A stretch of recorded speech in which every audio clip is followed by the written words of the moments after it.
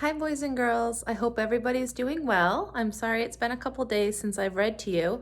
Evelyn and Vivian were both sick, but I'm happy to report that they are both feeling much better.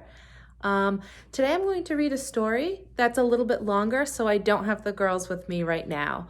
So hopefully some of my older kids can enjoy one that's a little bit longer than some of the ones that I've been reading. So this one's called The Name Jar by Yangsook Choi.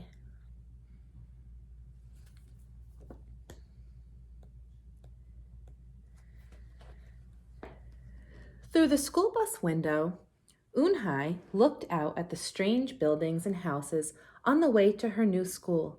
It was her first day, and she was both nervous and excited.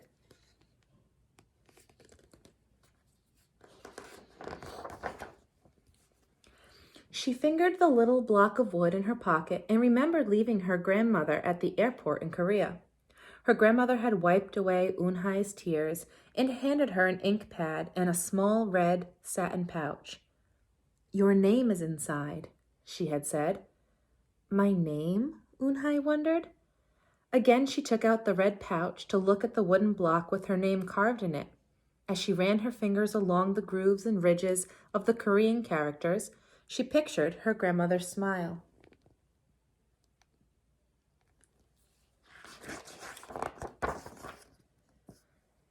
"Is that thing for show and tell?" a boy asked Eunhai, surprising her. Eunhai looked up as more kids leaned over. "No, it's mine," Eunhai answered, quickly putting the pouch back in her pocket. "Are you new here? What's your name?" a girl asked. "Eunhai," said Eunhai. "Uni?" the girl asked, scrunching up her face. Ooh, uni," some kids chanted. No, Eunhai corrected. It's spelled U-N-H-E-I, and it's pronounced Eunhai. "Oh, it's you, hey," the boy said. "Like, hey you. What about hey you?" Just then, the bus pulled up to the school and the doors opened. Eunhai hurried to get off. "You, hey, bye-bye," the kids yelled as she left. Eunhai felt herself blush.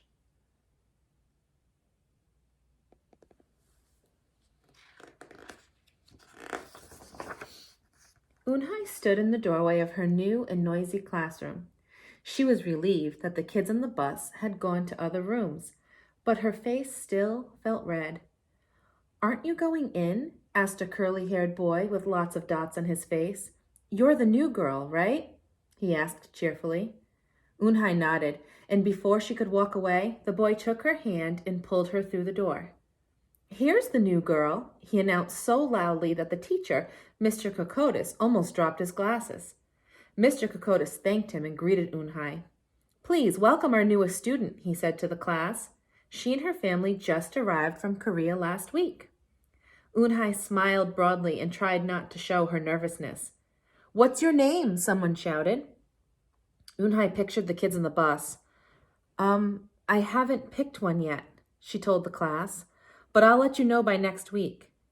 Mr. Kokotis showed her to her desk. She felt many round, curious eyes on her. "Why doesn't she have a name?" she heard someone whisper. "Maybe she robbed a bank in Korea and she needs a new identity," a boy replied.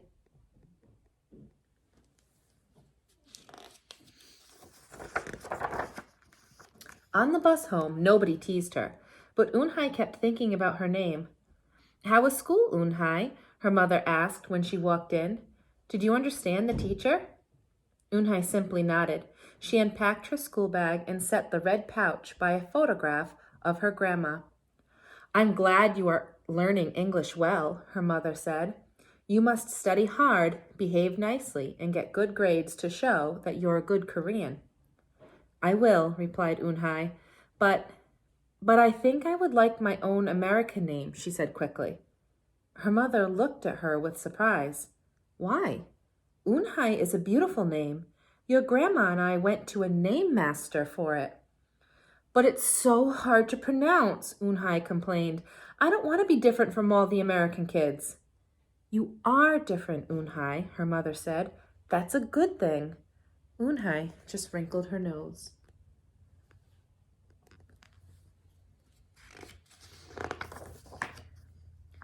Later that day, Eunhai and her mother went grocery shopping in their new neighborhood. They passed Fadil's Falafel, Tony's Pizza, and Dot's Deli. A big graffiti-painted garbage truck roared like a lion as it took off down the street. Nothing sounded or looked familiar until they got to Kim's Market. The sign was in both English and Korean. Her mother picked up cabbage to make kimchi, Korean-style spicy pickled cabbage, and other vegetables and meat. She also found some seaweed, Eunhai's favorite, for soup. It made Eunhai smile. Just because we've moved to America, her mother said, doesn't mean we stop eating Korean food.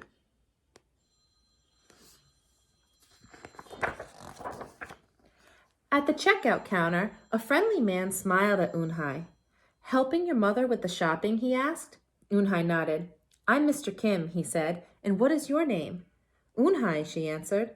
Ah, what a beautiful name, he said. Doesn't it mean grace? Eunhai nodded again. My mother and grandmother went to a name master for it, she told him. A graceful name for a graceful girl, Mr. Kim said as he put their groceries into bags. Welcome to the neighborhood, Eunhai. That evening, Eunhai stood in front of the bathroom mirror. Hi, my name is Amanda, she said cheerfully. Then she wrinkled her nose. Hi, my name is Laura. Maybe not. Her smile turned down. Nothing sounded right. Nothing felt right. I don't think American kids will like me, she worried as she began to brush her teeth. Hi, my name is Chuzy, she said into the mirror with her mouth full of toothpaste. The next morning, when Eunhai arrived at school, she found a glass jar on her desk with some pieces of paper in it. Eunhai took one out and read it aloud. Daisy. That's my baby sister's nickname, but she said you can use it if you want, said Cindy, who sat next to her. Eunhai took out the rest of the paper. Tamala, she read. I got it from a storybook, said Nate. She was smart and brave. Eunhai nodded and unfolded another piece. Wednesday? Yeah, you came here on Wednesday, said Ralph. Thank you for your help. A smile spread over Eunhai's face. Ralph quickly said, We'll put more names in. You can pick whatever you like, or pick them all, and you'll have the longest name in history.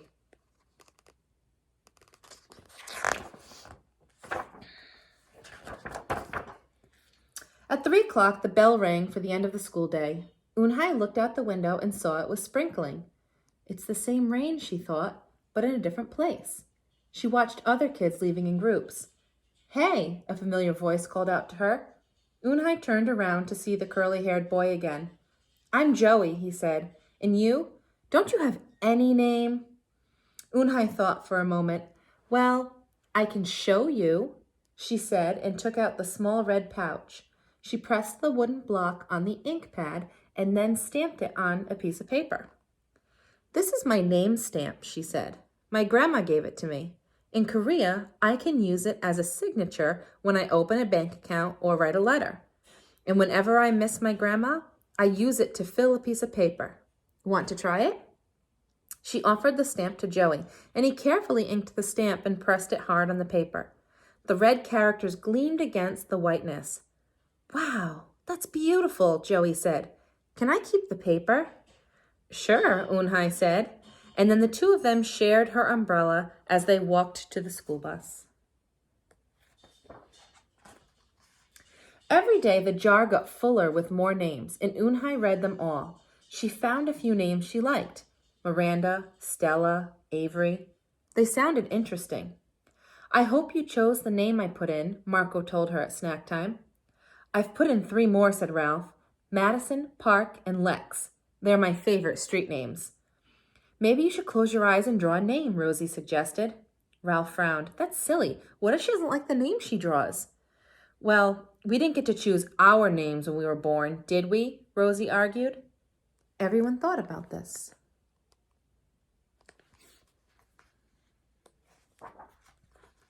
When Eunhai got home from school that day, her little brother ran to give her a letter. It was from her grandma. She opened it quickly. It said, To my Unhai, I hope you are enjoying your new school and new friends. Be sure to help your mother and your little brother. Here the moon is up, but there the sun is up. No matter how far apart we are, and no matter how different America is from Korea, you'll always be my Unhai. Your grandma forever. Unhai took out her wooden stamp and filled a paper with it. She thought for a long time in front of the bathroom mirror.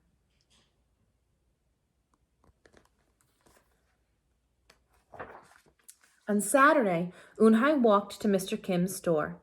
Mr. Kim was helping a customer, but he looked up and greeted her. Hi, Unhai. Hello, Mr. Kim, Unhai replied. She felt as if she was back in her old neighborhood in Korea. Hey, said the customer, turning around. It was Joey. Your name is Unhee? He asked her with his eyes open wide. Unhai looked quickly at Mr. Kim, then turned to Joey. She nodded slowly. Yes, it's pronounced Unhai. And it means grace, Mr. Kim added. Unhai, Joey said slowly, and this time perfectly. It made Unhai smile. I'll have it ready for you tomorrow, said Mr. Kim to Joey. Thank you, Mr. Kim. See you Monday, Unhai, Joey said to her. He left before she could ask him why he was at the store.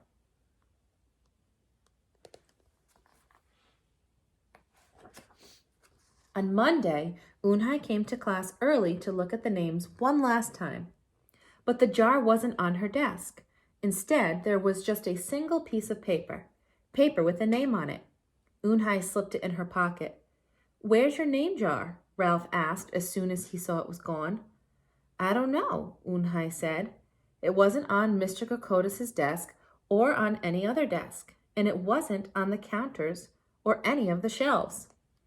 As other kids arrived, they helped look. Soon, Mr. Kokotis came in, and Ralph shouted at him, The name jar is gone, the jar with all the names in it. Gone? Mr. Kokotis replied. With a look of concern, he asked Unhai, Did you get a chance to read all the names? Unhai nodded. She took a breath. I'm ready to introduce myself, she said.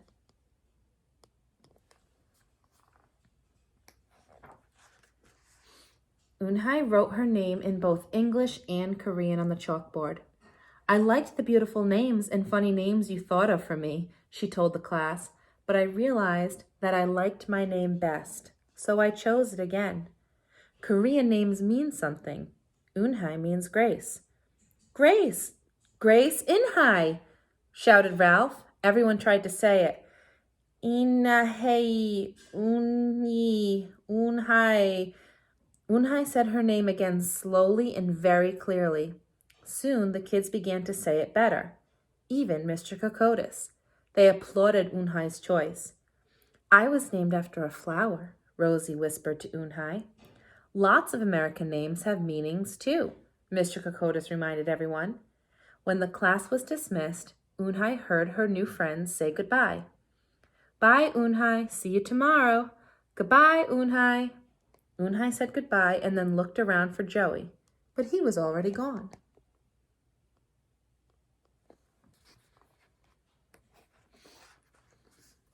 Unhai, come downstairs, Mother called up to Unhai. Your friend is here. Unhai rushed down to see who she meant. There stood Joey, and in his arms was the name jar. Where did you find it? Asked Unhai breathlessly. Joey looked embarrassed. Well, I took it, but only because I wanted you to keep your own name, and you did. He reached in and pulled out the names. Do you want to keep them? He asked. Thank you. I'll keep them as a souvenir, Unhai said happily. Then she pulled out the piece of paper from her pocket. Do you want this back? Joey grinned. You can keep it. I'll return the name jar to the class. Maybe you could put some Korean nicknames in it for us, names with good meanings. I could do that, agreed Unhai. I've already got a Korean nickname, Joey said. Mr. Kim helped me choose it.